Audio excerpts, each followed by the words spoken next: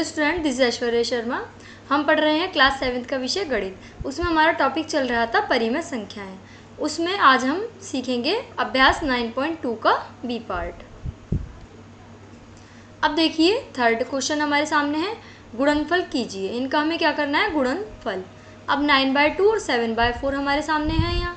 तो क्या करते हैं हम, फर्स्ट स्टेप हमारा क्या होता है कि न्यूमरेटर की न्यूमरेटर से मल्टीप्लाई करते हैं। सेकंड स्टेप क्या होता है, डिनोमिनेटर की डिनोमिनेटर से मल्टीप्लाई करते हैं। और थर्ड स्टेप हमारा क्या होता है कि न्यूमरेटर की मल्टीप्लाई और डिनोमिनेटर की मल्टीप्लाई को एक दूसरे के साथ लिखते हैं, ठीक है। और फिर उसको जो फ्रैक्शन आया उसको सिंपलेस्ट फॉर्म में कन्वर्ट कर देते हैं, ठीक है ना, कन्वर्ट कर देते हैं, ठीक है। तो अब देखो, अब क्या है हमारा 9/2 और 7/4। तो देखो ये आपस में कट तो रहनी है, तो हम 9 7 से क्या करेंगे 63, 2 4 8, तो 63/8 हो गया है हमारा। अब ये इम्प्रॉपर फ्रैक्शन है तो इसको सिंपल फ्रैक्शन में कन्वर्ट करो, 8 और 63, ठीक है ना। तो 8 8 64 तो चलेगा नहीं, 8 7 56, ठीक है।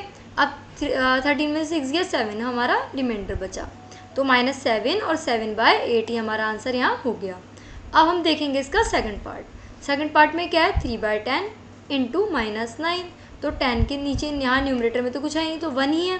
तो 3 की 9 में मल्टीप्लाई करेंगे, 3 × -9, 3 9 होता है 27, क्योंकि यहाँ माइनस आ रहा है तो हम इसमें माइनस लगा देंगे। और अपॉन में क्या है 10। तो अब 27 को जब हम 10 से डिवाइड करेंगे तो क्या आएगा, 10 2 20 आएगा। तो यहाँ क्या आ गया 7, क्या आ गया 7। अब 7 को किससे करेंगे, क्या हो जाएगा 2 7/10 और हो जाएगा हमारा माइनस का, ठीक है। अब इसका देखो थर्ड पार्ट, क्या देखेंगे थर्ड पार्ट, -6/5 और इंटू 9/11 है ना। तो -6/5 और 9/11, तो -6 की मल्टीप्लाई करेंगे 9 से और +5 की मल्टीप्लाई करेंगे +11 से, ठीक है।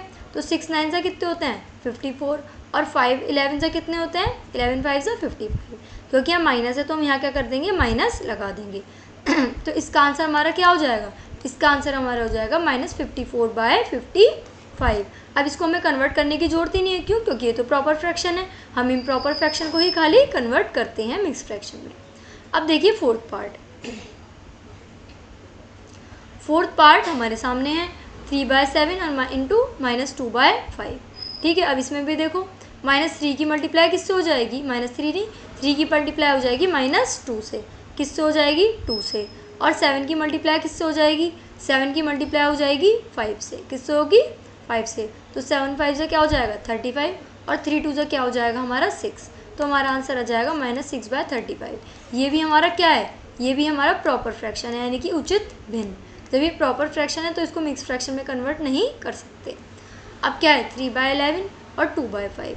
अब 3 की मल्टीप्लाई कर दो 2 से, और डिनोमिनेटर क्या है 11 और 5, 11 डिनोमिनेटर की मल्टीप्लाई कर दो 11 की 5 से, ठीक है ना। तो अब क्या हो जाएगा 3 2 6 और 11 5 55, तो 6/55 हमारा आंसर ये हो गया।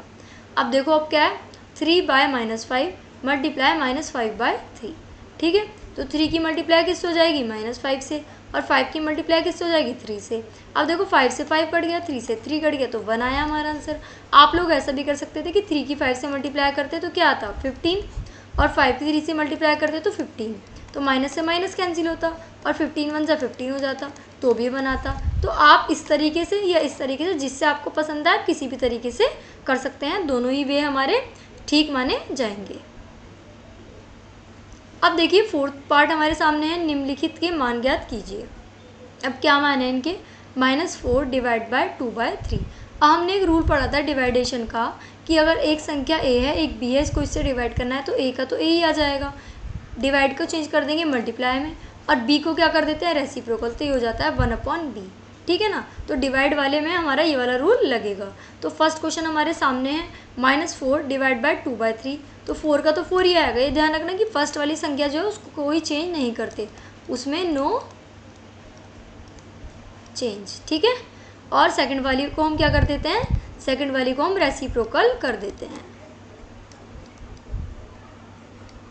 अब देखो डिवाइड को किस में चेंज करा, मल्टीप्लाई में, 2/3 को चेंज कर दिया 3/2 में। अब देखो यहाँ 2 1 2, 2 2 ज़ा 4, तो यहाँ आया -2 मल्टीप्लाई 3, तो 2 की 3 में मल्टीप्लाई करेंगे तो क्या आएगा 2 3 ज़ा 6, तो यहाँ हो जाएगा -6 हमारा आंसर। अब देखो सेकंड क्वेश्चन हमारे सामने है ना। सेकंड क्वेश्चन में हम क्या करेंगे, -3/5 डिवाइड बाय 2, तो 3/5 डिवाइड बाय 2 है, 3/5 का 3/5 ही आ जाएगा। डिवाइड को किस में चेंज कर देंगे, मल्टीप्लाई में, और 2 को किस में चेंज कर देंगे, 1/2 में।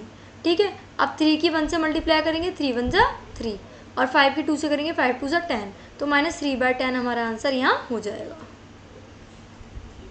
अब देखिए इसका कौन सा पार्ट है, थर्ड पार्ट।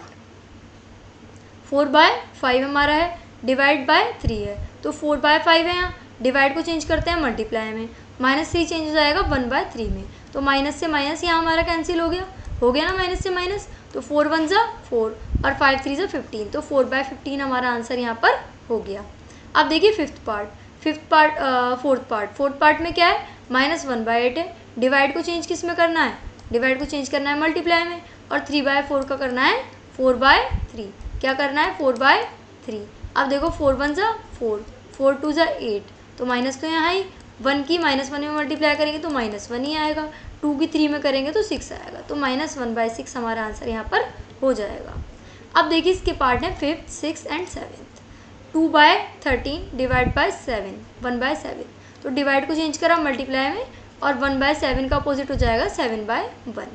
तो अब देखो क्या ये आपस में कट रहे हैं, नहीं कट रहे, तो -2 की डायरेक्ट मल्टीप्लाई करो 7 से, और 13 की मल्टीप्लाई करो 1 से, 2 की 7 से मल्टीप्लाई करा 14, और 13 की 1 से करी तो 13। अब ये इम्प्रॉपर फ्रैक्शन है, अनुचित भिन्न, तो इसको हमें मिक्स फ्रैक्शन में यानी कि मिश्र भिन्न में कन्वर्ट करना पड़ेगा। तो 13 1 ज़ा 13, बचा 1, तो 1 एंड 1/13 माइनस में हमारा आंसर। अब देखिए 6 पार्ट, इसका 6 पार्ट हमें दे रखा है। 6 पार्ट में क्या है, 7/12, डिवाइड को चेंज करा मल्टीप्लाई में, और 13/2। आप यहाँ से इसे मत काट देना, क्योंकि ऐसे नहीं काट सकते जब तक हम रेसिप्रोकल करके ब्रैकेट ओपन नहीं कर लेते हैं। तो देखो 7/12 है, तो 7 की 13 से मल्टीप्लाई हो जाएगी डायरेक्ट, ठीक है ना। अब 12 की 2 से मल्टीप्लाई हो जाएगी, ठीक है, तो 12 2 से क्या हो जाएगा 24, और 7 3 से 13 7 से क्या हो जाएगा 91। अब देखो 24 से डिवाइड करो 91 को, 24 3 से होते हैं 72, 11 में से 2 गया 9, 8 में से 7 गया 1, तो ये हमारा हो जाएगा 319/24, 319/24। अब यहाँ क्या है 7 पार्ट, 3/13 डिवाइड -4/65, तो डिवाइड को किस में चेंज करते हैं, 3/13 है, डिवाइड को चेंज करा मल्टीप्लाई में, 4/65 को चेंज करा 65/4 में माइनस के, है ना, ठीक है। तो अब देखो क्या करेंगे, 3 की मल्टीप्लाई किससे कर देंगे 65 से, और 13 की मल्टीप्लाई किससे कर देंगे -4 से। अब देखो 13 1 ज़ा 13, 13 5 ज़ा 65, ये आ गया। अब क्या हुआ 3 × -5 और 1 × 4, तो 5 की 3 से मल्टीप्लाई करेंगे तो क्या आएगा हमारा 15 आंसर आ जाएगा, क्या आएगा 15, और 4 की 3 से करेंगे तो 4 की 1 से करेंगे तो 4 1 ज़ा 4, तो 15/4 ये हमारा आंसर हो गया। अब क्या करेंगे हम 15 को किससे डिवाइड करेंगे 4 से, तो 4 1 ज़ा 4, 4 2 ज़ा 8, 4 3 ज़ा 12, 12 हमारा आ गया। तो 5 में से 2 लेस करेंगे तो 3 हमारा आंसर यहाँ बचा, तो 3 एंड 3/4 हमारा आंसर हो जाएगा। और क्योंकि ये माइनस में है तो हमारे आंसर में भी माइनस आ जाएगा। तो इसके सारे पार्ट फर्स्ट देखो सारे पार्ट सॉल्व हुए हैं नहीं, चेक करते हैं। तो 1 2 3 4 5 6 एंड 7 के 7 पार्ट हमने अच्छे से सॉल्व कर लिए हैं। सिर्फ एक बेसिक से रूल के साथ। क्या बेसिक सा रूल था कि पहली वाली डिजिट ऐसे ही रहने देते हैं, फिर उसे मल्टीप्लाई करते हैं, दूसरी वाली डिजिट को क्या कर देते हैं रेसिप्रोकल कर देते हैं, यानी कि व्युत्क्रम। अब देखो समरी हमारे पास ये है। समरी में क्या है हमारे, देखो अब तक जो चैप्टर में हमने पढ़ा वो हमारी सारी समरी हमारे सामने है। एक बार रिकॉल कर लेते हैं। पॉइंट नंबर 1, एक संख्या जिसे P/Q के रूप में व्यक्त किया जा सकता है जहाँ P और Q क्या हैं, P और Q पूर्णांक है तथा Q नॉट इक्वल टू 0। क्या है Q नॉट इक्वल टू 0 है, परिमेय संख्या कहलाती है। अब संख्या क्या है -2/7, 3/8 और 3 इत्यादि परिमेय संख्याएं हैं। सभी पूर्णांक और भिन्न परिमेय संख्याएं हैं। अब देखो क्या है, इसमें कह रहे हैं कि P/Q की फॉर्म में है और Q जो है वो इक्वल नहीं है 0 के। किसके इक्वल नहीं है 0 के। तो सभी पूर्णांक और भिन्न परिमेय संख्याएं हैं। ठीक है, पूर्णांक कैसे हैं, अब पूर्णांक ये कह रहे हैं, देखो भिन्न तो होती हैं परिमेय संख्या, पूर्णांक कैसे कह रहे हैं 4 हमें दे रखा है, ठीक है ना। तो 4 को हम किस में करेंगे, 4/1 में हम यहाँ पर करेंगे। अब देखो परिमेय संख्याओं को धनात्मक और ऋणात्मक परिमेय संख्याओं के रूप में वर्गीकृत किया जाता है जब अंश और हर दोनों ही या तो धनात्मक पूर्णांक हो, क्या होता है, अब यहाँ बोल रहे हैं कि धनात्मक और ऋणात्मक परिमेय संख्याओं में वर्गीकृत किया जाता है, अंश और दोनों ही धनात्मक पूर्णांक हो या ऋणात्मक पूर्णांक हो, तो ये परिमेय संख्या धनात्मक परिमेय संख्या कहलाती है। अब आपके माइंड में क्वेश्चन आना चाहिए कि ऋणात्मक पूर्णांक कैसे। अब देखो अंश ये 3 ये है 2, तो माइनस से माइनस कट गया ना, तो जब तो ये दोनों क्या हुई, ये हुई हमारी धनात्मक। जब अंश या हर में से एक ऋणात्मक पूर्णांक को क्या हो, एक ऋणात्मक पूर्णांक को, यानी कि 3 माइनस में है और 2 प्लस में है, तो वह परिमेय संख्या ऋणात्मक परिमेय संख्या क्या कहलाती है। उदाहरणतः 3/8 एक धनात्मक परिमेय संख्या है तथा -8/9 एक ऋणात्मक परिमेय संख्या है। क्यों, क्योंकि दोनों में प्लस प्लस है, यहाँ एक जगह माइनस है एक जगह प्लस है। अब देखिए इसका 5th पार्ट हमारे 5th, 6th और 7th पॉइंट है। 5th, 6th and 7th point हमारे सामने है। संख्या 0 न तो एक धनात्मक परिमेय संख्या है और न ही एक ऋणात्मक। जो 0 होता है ना तो वो पॉजिटिव होता है, पॉजिटिव, और ना ही वो निगेटिव होता है, ठीक है ना। तो 0 एक न्यूट्रल है। एक परिमेय संख्या को अपने मानक रूप में तब माना जाता है जब उसका हर धनात्मक पूर्णांक हो। हर क्या हो, हर उसका प्लस में हो, यानी कि 4/-5 है तो इसको नहीं माना जाएगा। 4/5 ये ऐसे होना चाहिए। और अंश और हर में एक के अतिरिक्त कोई सार गुणनखंड ना हो, यानी कि जैसे 6/3 है तो 3 × 1 3, 3 × 2 6, यहाँ पे क्या हो जाएगा 2 हो जाएगा ना।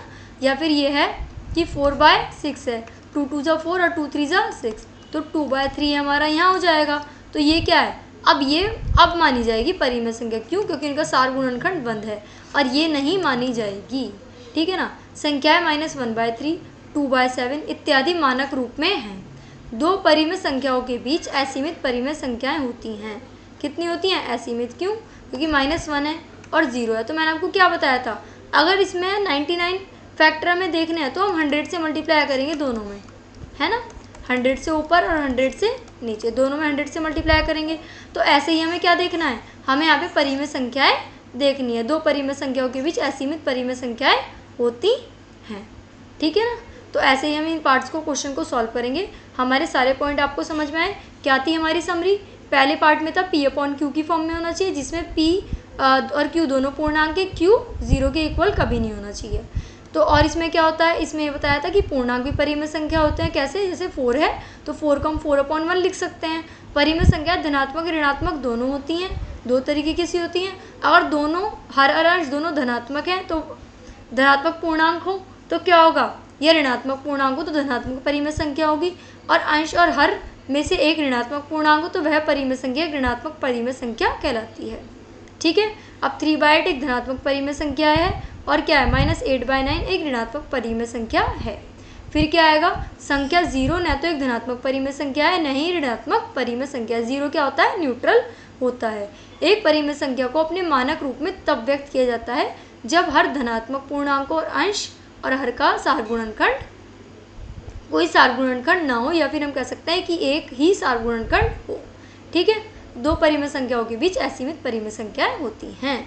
सो what did we learn today, हमने क्या सीखा, हमने सीखा कि एक तो हमने सीखा P/Q की फॉर्म में होना चाहिए, ये सब सीखा। ये सब मैंने आपको कम से कम 2 बार क्या करा दिया है, रिकॉल करा दिया है 2 बार। और उसके अलावा हम चैप्टर में भी इसको कई बार पढ़ चुके हैं, ठीक है। और हमने क्या सीखा कि जैसे A को हमें डिवाइड करना है B से, तो A को तो A ही लिख देंगे, डिवाइड को चेंज कर देते हैं मल्टीप्लाई में, और B का हम कर देते हैं रेसिप्रोकल, ठीक है। अगर कोई चीज़ 4 है तो उसका रेसिप्रोकल 1/4 हो जाएगा, और अगर 1/4 है तो उसका रेसिप्रोकल 4 हो जाएगा। और हमने क्या सीखा था इस चैप्टर में, योज्य प्रतिलोम सीखे थे कि अगर -4 है उसका योज्य प्रतिलोम क्या होगा, +4, और अगर कोई +4 है तो उसका योज्य प्रतिलोम क्या होगा, -4। योज्य प्रतिलोम वो होते हैं जब उनको सॉल्व करने के बाद आंसर हमारा 0 आए। और गुणात्मक प्रतिलोम क्या होते हैं, गुणात्मक प्रतिलोम हमेशा अपोजिट होते हैं। देखो यहाँ 5/4 कि 5 से 5 गया, 4 से 4 गया, तो आंसर आया 1। तो गुणात्मक प्रतिलोम क्या होते हैं, जिनमें आंसर क्या है 1। और योज्य प्रतिलोम क्या होते हैं, जिनमें आंसर है 0। अगर माइनस का है -4/5 है, तो यहाँ पे भी हमें -5/4 ही लेना पड़ेगा। तो 5 से 5 गया, 4 से 4 गया, तो माइनस माइनस क्या हो गए प्लस, तो 1 हमारा आंसर यहाँ पर आ गया। तो अब हम मिलते हैं नेक्स्ट क्लास में, तब तक के लिए थैंक यू।